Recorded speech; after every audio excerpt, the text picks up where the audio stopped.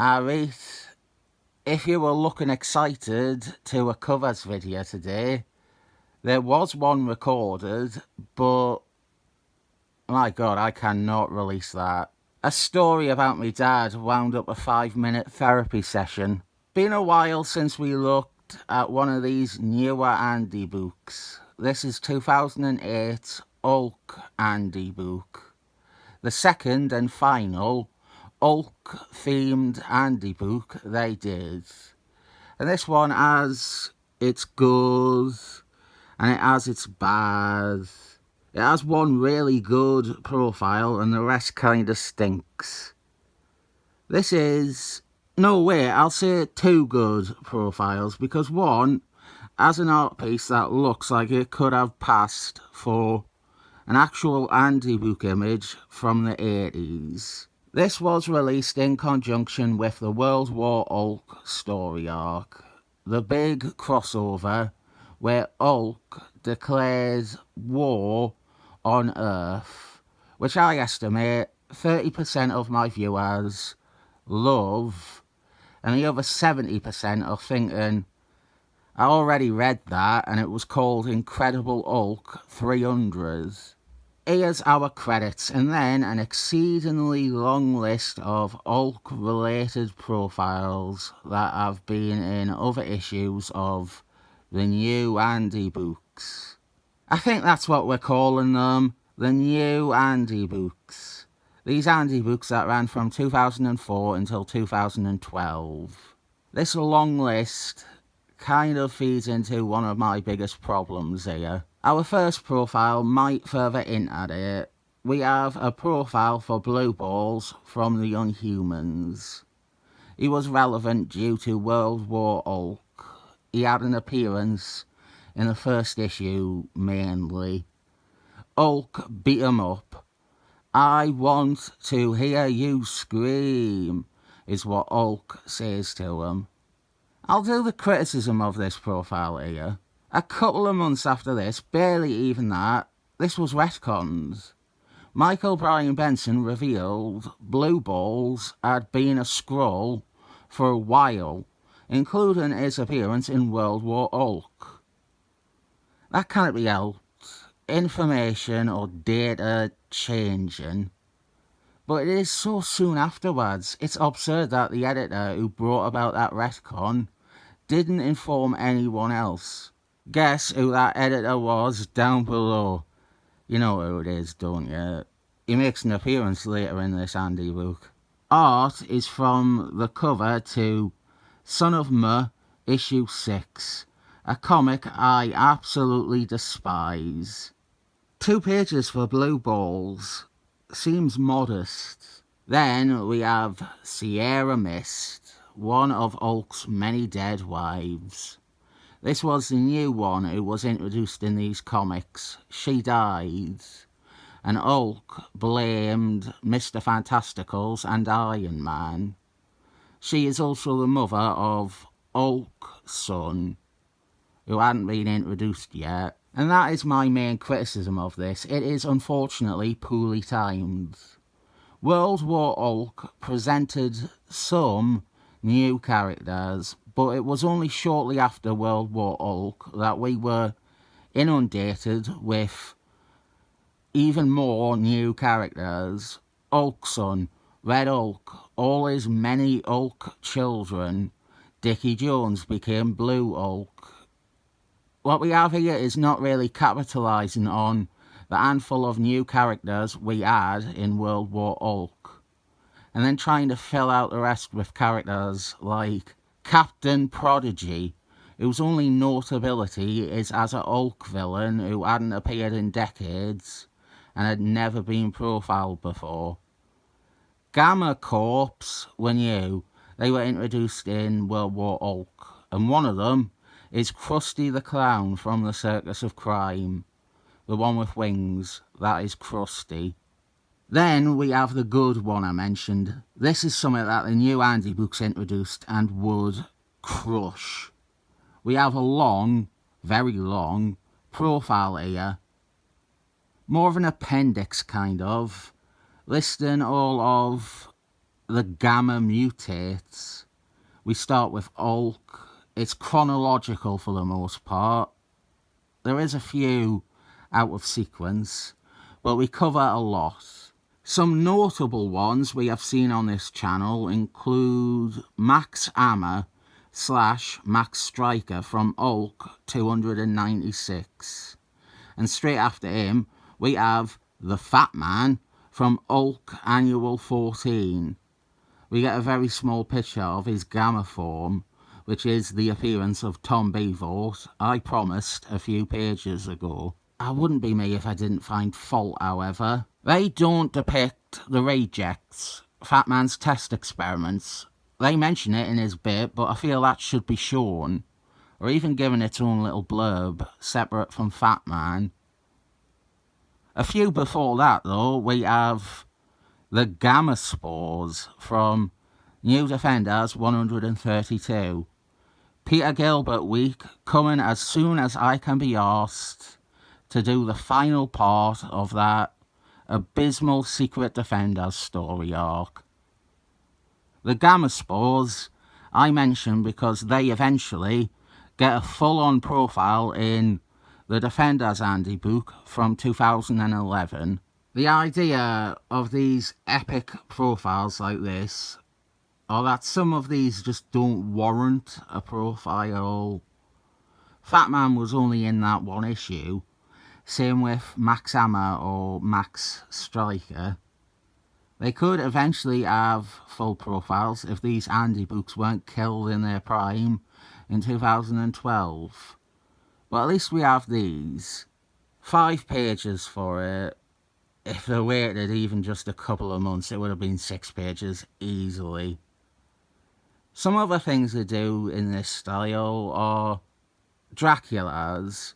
That one is the benchmark. That one is like 10 pages listing every Dracula in the Marvel Universe.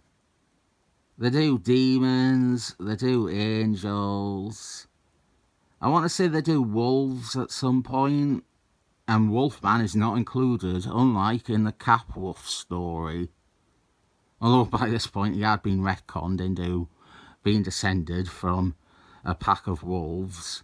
Original Handybook art is still getting trot out every now and again from the hands that drew Captain America Truth. Same artists. Hulk profile.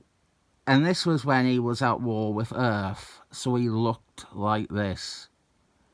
Not a good image to use. Again, they have cropped bits of it, but it's angled in a way where you can't even see what his crotch area looks like. How is an artist meant to draw Hulk based on this image as a reference? What I do like is, I wish the pictures were bigger, but we do a decent job of showing variations of Hulk. I also need to do a video about Sailor Tim's Hulk.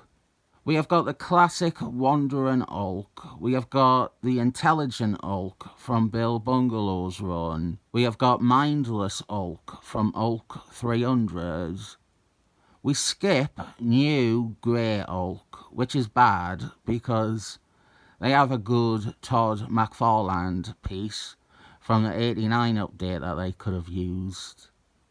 We've got Jim'll Fix It. We've got Hulk in his Pants Brigade overalls. And we don't really have Professor Hulk. I assume they decided that Pants Brigade covered it, much like they decided the Sailor Tim Grey Hulk covered New Grey Hulk. Bannerless Hulk, Heroes Reborn Hulk, Hulk when he was Armageddon's jockey, remember that?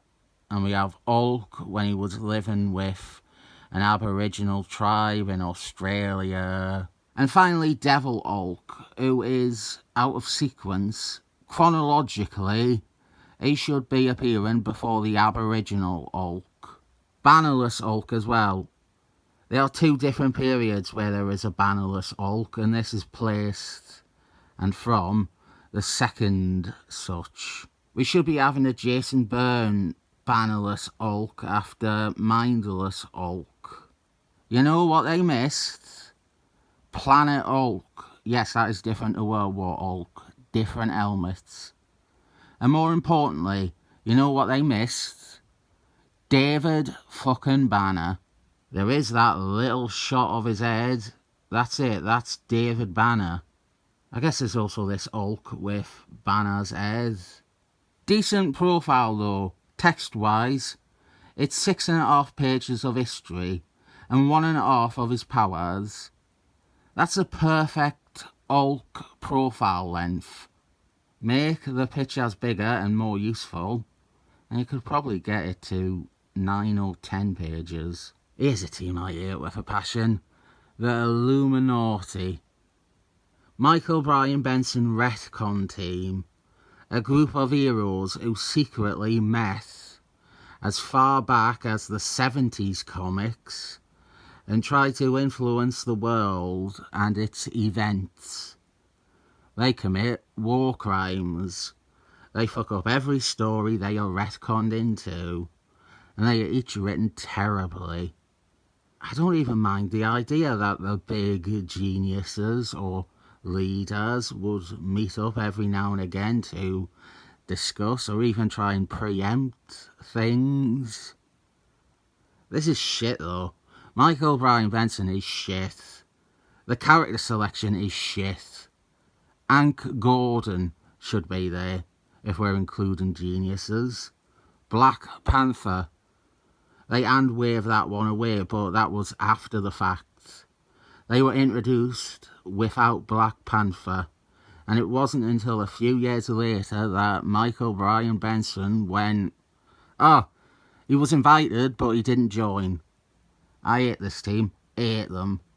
They are in here because they were the geniuses who decided to trick Hulk into going into a rocket, then sending them away into space so that he can't be their problem anymore. Then we have something that is really unrelated to Hulk, which doesn't even have a picture on its first page. The Initiation. There's actually no picture of what the Initiation is, but we do get this little bit of pink dye on my page. Basically, it was boot camp for younger superheroes. After Civil Wars, all the heroes had to register with the government.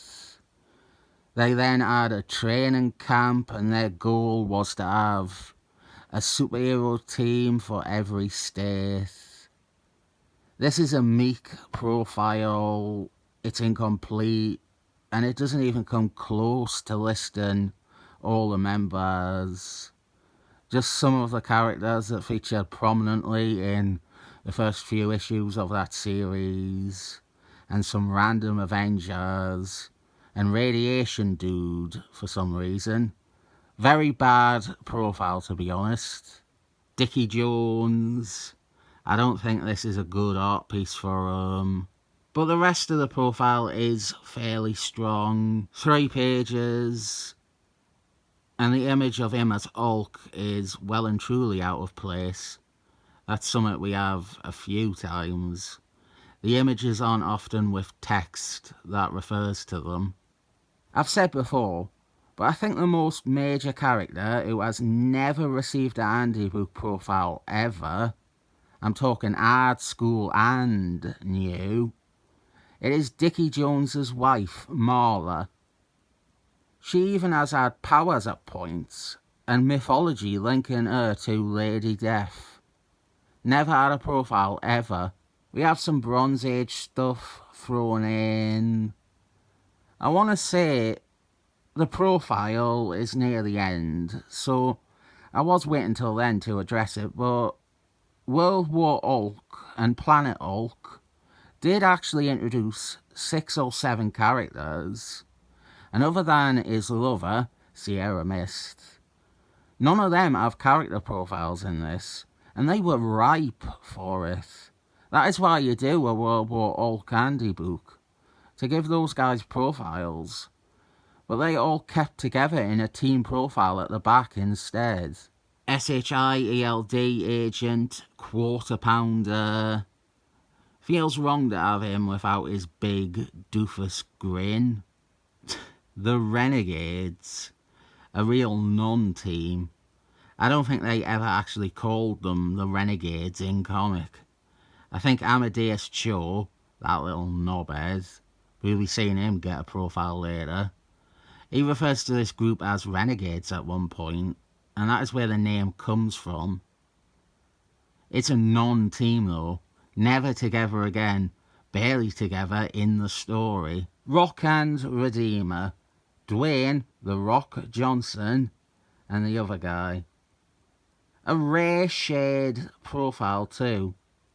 They moved away from that, except for when it's characters like the Brothers Dim or the Mr. Blobby Brothers, where two profiles is just repetition. This one might be one of the last ones they did where it was two distinct characters together. She-Hulks, another one that is a decent profile text-wise, but the images leave something to be desired. Although I do like our main piece by Paulie Pelletgun, I'll tell you the problem. We don't show my favourite She-Hulk's outfit. It's not in here. The purple leotard from Avengers 278 onwards. We don't really show my second favourite either because the Jason Byrne cover here had it miscoloured. Come to think of it, we don't show a spacesuit either. The Jason Byrne space armour one. Hulk meets a lot more aliens than you would expect. These are the Toad Men from issue 2. They were also in She-Hulks. Jason Byrne had them in issue 2 of his She-Hulks, linking it back to their appearance in issue 2 of Incredible Hulk. I had no idea what this profile was for, but it's some guff from Jason Byrne's 1998 Hulk run, which lasted exactly as long as his 1985 run. Funny that, he had 2 runs on the same book and left early after the same amount of issues and an annual. His first run, you can at least squeeze some quality out of that. His art and his ideas maybe could be better if they had proper resolution. But his second run, the 1998 one, 1999 I think actually, diabolically bad, incredibly boring too. Here is that profile I mentioned, Hulk's Warbound. We don't even get a good picture of them either. But all these guys could have had solo entries and it would make sense instead of things that have no bearing at all on World War Hulk. Here is the other profile that I said was worthwhile. We have an entry for Kate Waynesborough from Bill Bungalow's run, and the John Buscema art piece, brother of Sal Buscema's art piece, that looks like it could have been ran in the hard Handybooks. Kate Waynesborough hadn't appeared since Bill Bungalow's tenure on Hulk, but she did return immediately after World War Hulk, so this one actually makes some sense. It can be considered a primer of sorts. I don't know if they knew she was coming back, but it's fortuitous.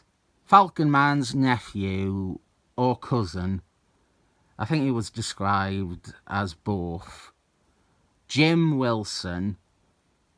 Unlike Kate Waynesborough, he won't be coming back because he died of AIDS. That's not one of my hilarious jokes about AIDS. He died of AIDS. I might look at that issue. David Peter wrote it. It's a done-in-one.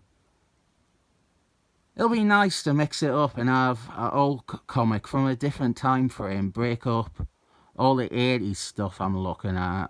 Wood god. How many wood gods could a wood god chop if a wood god could chop wood gods? Off-page profiles now. And there's that twerp Amadeus Cho. If only he never graduated beyond a half-page profile. I am not that versed in Hulk. Bronze Age Hulk is mostly a gap for me. And then there's the Les Battersby run eating up much of the early 2000s. So I'm nowhere near as informed on Hulk as I am on others. The only character I recognise here is Janice Jones from David Peters' run. And then there's Wild Man. Wild Man was a running joke with David Peter. He would be this name, an apparent superpowered person who characters would often refer to, but we would never actually see Wild Man. We did see him at some point, and that's why he's got a profile. Over here is a profile from Michael Hoskin.